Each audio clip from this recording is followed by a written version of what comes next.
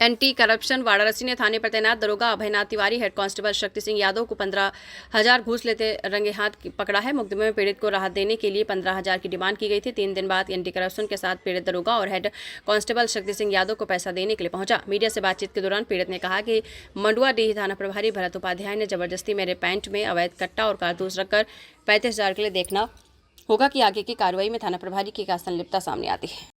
आपका आकाश भुगतान।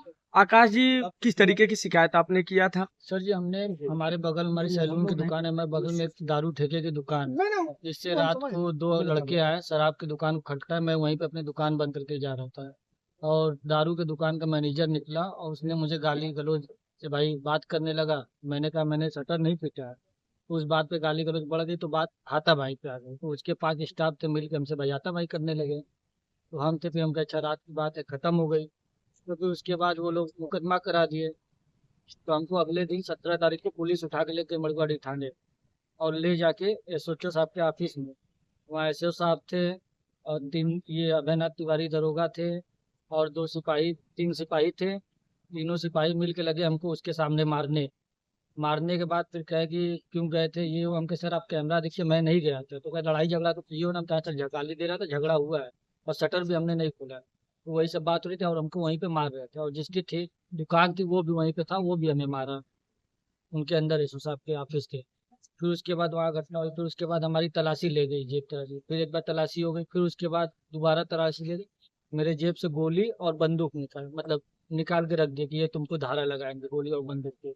हम कहा सर ये सब ऐसा मेरा कुछ नहीं है, आप पता कर लीजिए। हम बोले कुछ नहीं, तुम जाओगे जेल। वो बात हुई। फिर उसके बाद कह रहे हैं कि भाई को मेरे बुलाए, तो कह रहे ऐसा 35,000 रुपये 50,000 की डिमांड करने लगे। तो 35,000 पे बात हुई। तो आप 35,000 दे दो, इसका 151 में चालान कर देंगे, सुबह जाके जमानत करा लेना।